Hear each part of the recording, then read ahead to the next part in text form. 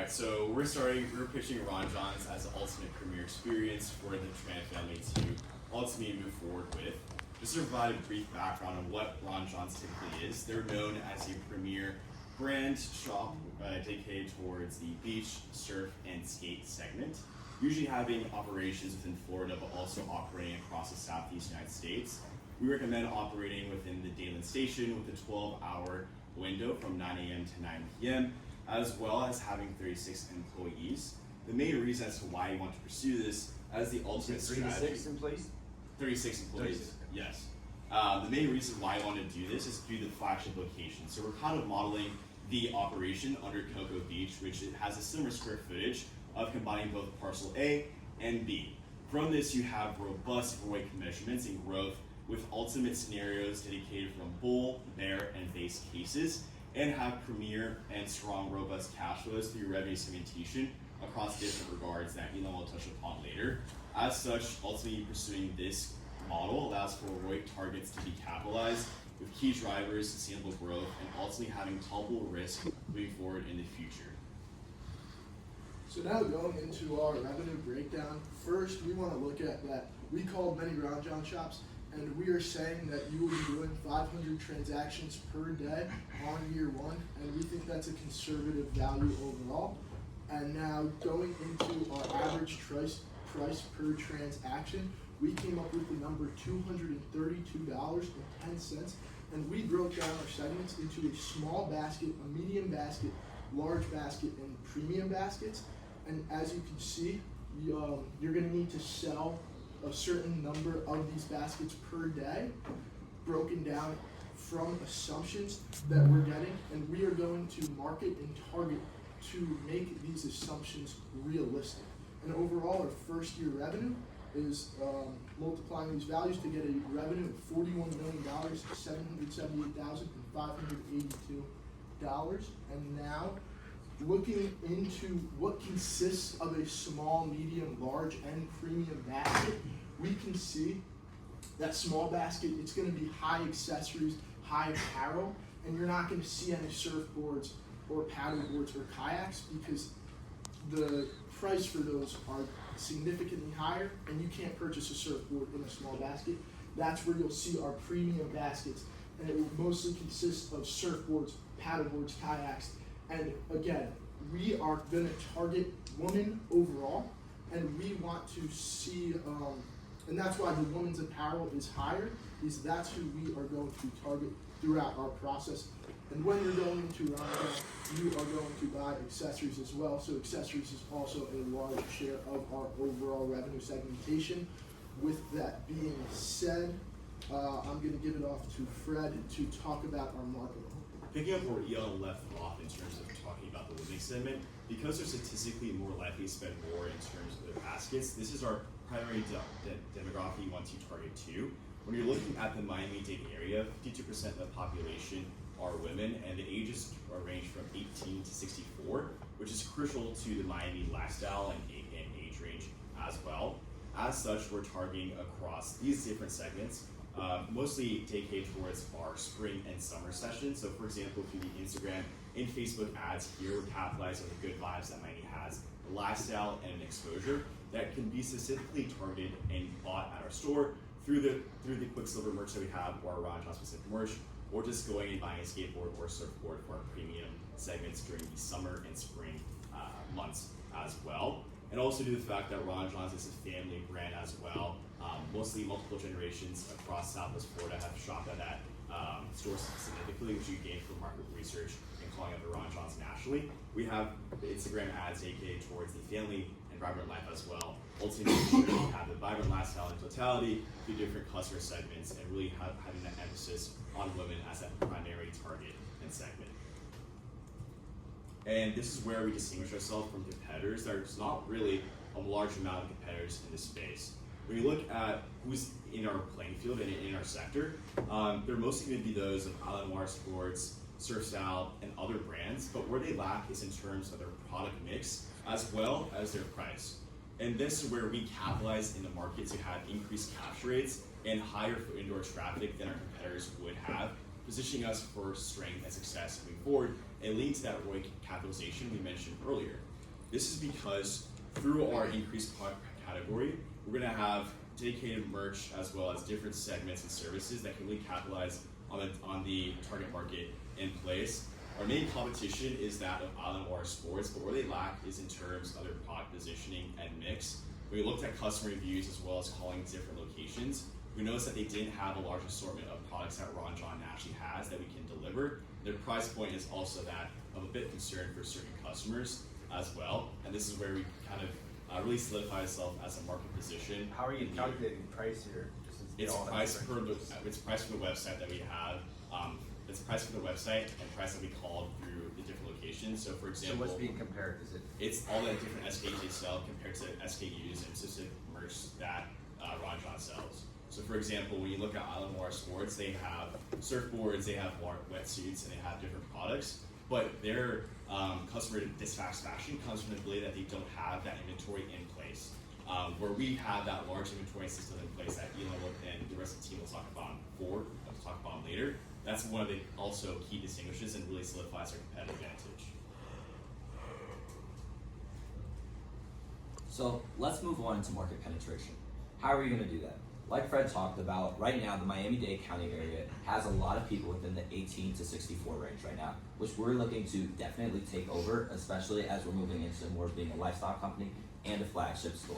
Something that you don't usually see for Ron Jon's location, as there are only 13 worldwide. Next thing we wanted to highlight is that while you might see there's a Ron Jon surf shop at the airport, that has permanently closed, so we aren't competing with each other. Why? And then, why did it close? Is that something we should be concerned about?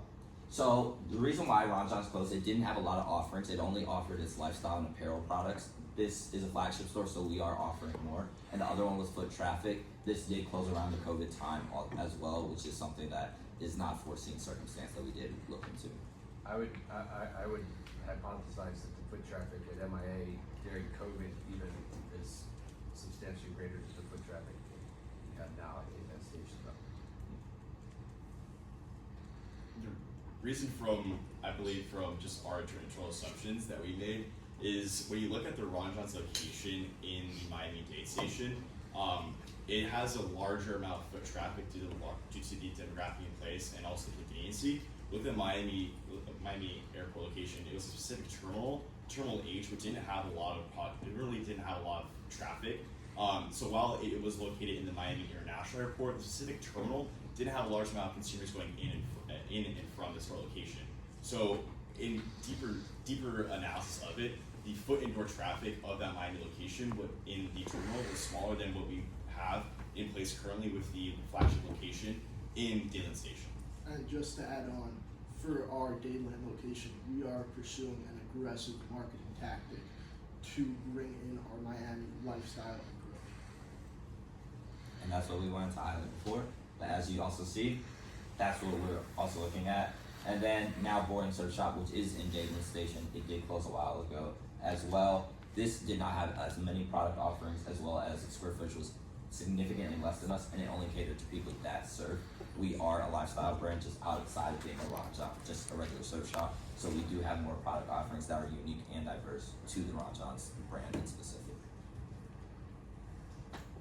So now going into how we're calculating cost of goods sold for accounting for revenue. So if you increase revenue, this is really going into our restock. So we're gonna restock based on our apparel being a gross margin of 65%, accessories 72, surf 45, skate 50, beach gear 55, and then that more category as 80. And what we did was from our percentage of revenue from these overall segments, we calculated what we'll need to restock so we can predict this. And let's say we have 500 transactions, and you could just change that number because we're going to increase our transactions every year. First, year 1 to year 2 is 2%, year 2 to year 3 is about 1.7, year 3 to year 4 is 1.5, and then down to 1.2 in year 5. And what you can do is account for those changes in transactions and predict the amount you'll have to restock. With that being said, we are going to purchase a fleet of trucks, and comparably, this is what other Ron Jon locations do as well, to have an immediate on hand for just-in-time restocking of the inventory system overall. And in addition to generating revenue, we also wanted to highlight. Can you go back for a second? Yeah.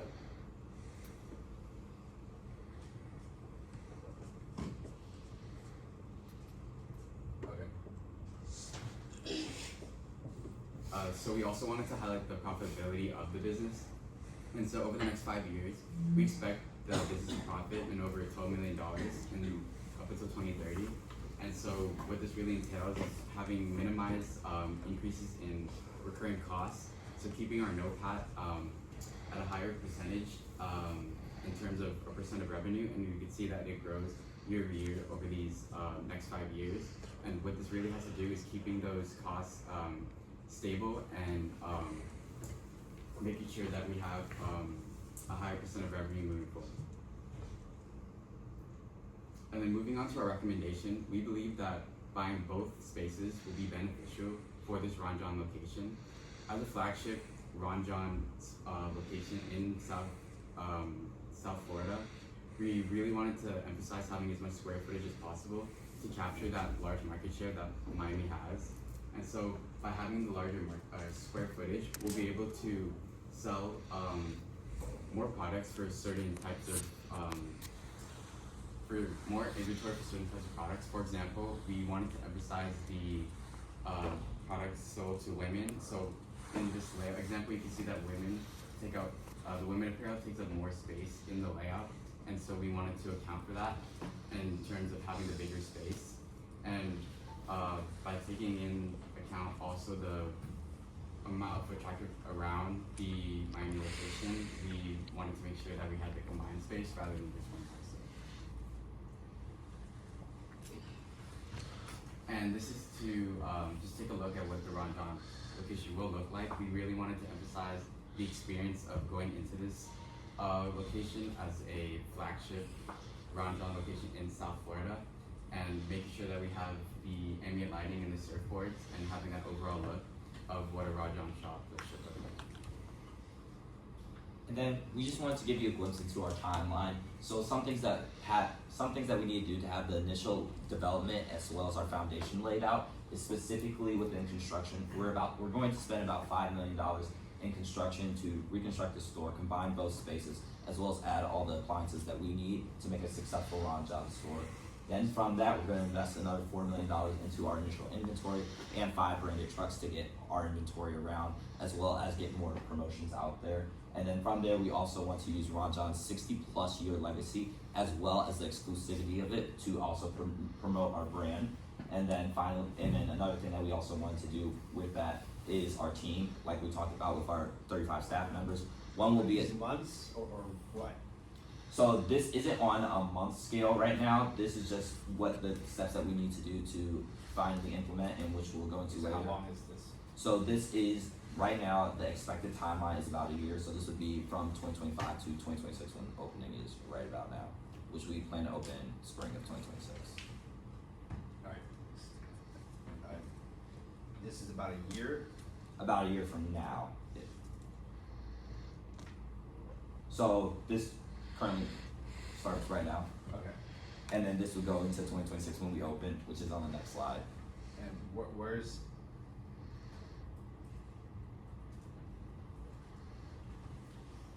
the capital investments?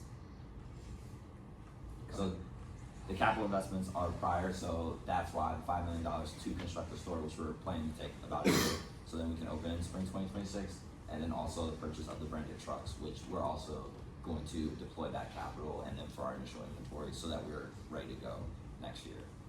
How does that align with seasonality? So,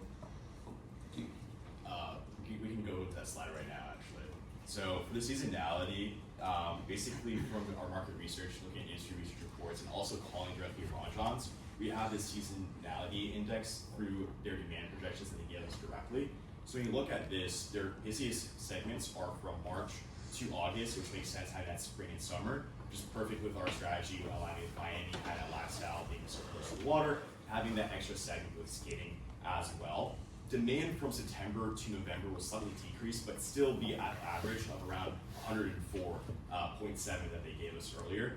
And demand they expect from the flagship location increases slightly in the months of December to January to the fact of having gift giving seasons, which is in line with industry research reports that we read, as well as the broader consumer and retail sector, specifically the athleisure vertical of it. And then we recommend saving money from March to August to pay for expenses. Just have that additional capital invested that you can utilize to pay for one-time expenses or for different events that may go to plan. Okay, so can we go back to the timeline? Yes. So, if this timeline is off by even just 2 or 3 months, that's a major problem, right? Because the money that we're spending up front, we cannot miss that, any part of that peak season in 2026. And so what's the risk of that happening? So we haven't calculated that risk for you right now, but we do have a risk mitigant slide that we do talk about some of the seasonality effects. And how can we condense this? So, We can get back to you on the number for you. Just to add on that, the way that we utilize the capital costs is that they really, in our model evaluation, weren't that much of a relevant skew to being negative. relevant to us. Huh? They're relevant to us. Yes, for the initial capital cost. What was the main impact in terms of our model and our calculations was our inventory, and just having that just-in-time inventory replacement system in place, and more so the cost of goods sold. The capital cost moved the metrics around 0.5% up and down, so they weren't really relevant to the financial standpoint, but the timeline standpoint, being able to maximize value and have that transactions on the spring to summer months is critical. But the seasonality in place of the index that I mentioned earlier allows us to confidently say we can be able to meet those metrics and have projections in case in terms of our work calculations from the bear, bull, and base scenario to actually capture them. Also see how that implements within our actual model itself. And then I'll leave it to Nick to discuss the time period 2. Yeah, so this would be time frame 2. So this is where we get to our opening now. This is integral to our final phase before we open, was focusing on our diverse offerings as well as our aggressive market penetration through our marketing tactics that we talked about right over there. We move into opening day and then our launch, and then from there we want to adjust certain revenue analytics that we were looking at just to meet and see actually what we can do in year 1, and then going from there to project out our work for years to come.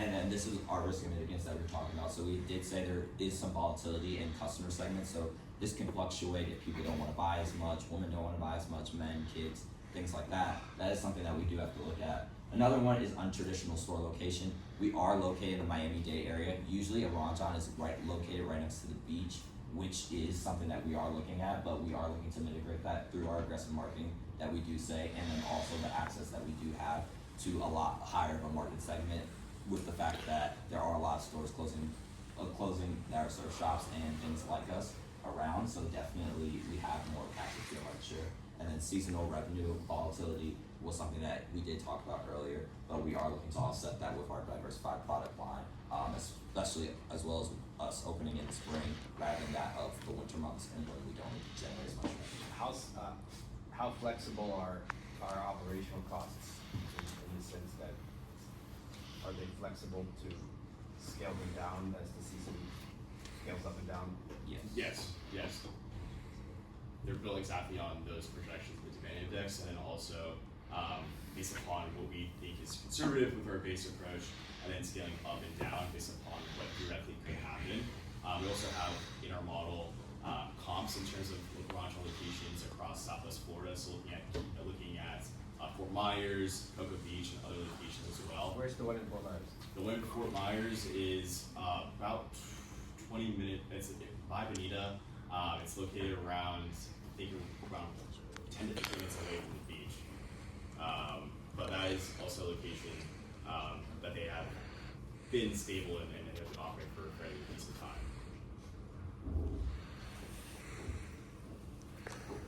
And then we we just wanted to give you just a rundown of everything that we talked about today. So our plan to win is definitely by spending that money on construction as well as capital for the inventory to achieve that over 9% growth that we're expecting. And then some of the assumptions that we had was our inventory and cost increase on a year-to-year basis, as well as our customer segment percentages change throughout different spending habits that we do see once the store actually does open in 2026. And then for our demographics, we are saying that initial upfront marketing will definitely help us cater towards women and statistically spend more. And then we are going to be able to distinguish ourselves through that marketing that we do have. And some key performance indicators that we want to look at throughout our time is just our revenue margins, that they continue to rise while our capital costs remain relatively stagnant towards that. And then we also want to make sure that our revenue seasonality remains stable, as that's something that we definitely have to look at, seeing that we only have 2 seasons that we're making a lot more revenue compared to others. And then finally, just making sure our baskets continue to grow so that we can increase our return on capital, our invested capital. Thank you. Any questions? Does the Ron John license allow for online sales? Yes, in totality, it's around 10% of your actual sales. That's figured in as an ongoing cost every year. How do they differentiate the online marketplaces between the different stores? Could you elaborate on that question? Well, Is the retail coming out of your inventory or Yeah. out of some other store's inventory? Oh, it's coming out of our own inventory. So when we look at the Cocoa Beach location, they have a warehouse directly behind them that allows for their just-in-time inventory to come to place. They also have third-party relationships as well. it's about online. Oh, about online, they have their own inventory place they can ship out to customers. So is the website Ron John Miami? The website would be specifically for us if we choose to go the omnichannel experience, combining both the vertical of the in-store and the digital presence. That will go through the Ron John Miami specific account, and that's what our marketing campaigns take cater towards as well. Our ronjohn.com/Miami. /Miami specifically, so we have our own inventory costs as well that we factor into. So if someone in Maine goes online to buy something from Ron John, how do we steer it towards the Miami location. Yeah. That would just be catered towards their own personal preferences. So traditionally speaking, what percentage of Ron John's sales are online? traditionally speaking, the percentage of Ron John's percentage online are around 35 to 40%. This is because their main model, traditionally speaking, with those flagship locations and other locations, are tourists. Ours is locals. So we want to emphasize having our great percentage come from directly foot indoor traffic. Why don't you try to steal the online sales from the other franchise stores? We didn't factor that into our 5-year model. We think of doing that in year 3 to year 5 once you have a stable growth rate, because we didn't factor in. We were trying to factor in you're growing as a company, but also when you hit maturity, having that extra element of hitting the online sales for that omni-channel distribution, which will go back and forth in terms of the sharpening the competitive advantage and being that market maker that Ron John's is traditionally known for, and just solidifying into the market in Miami as well.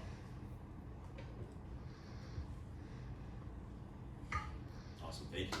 Thank you.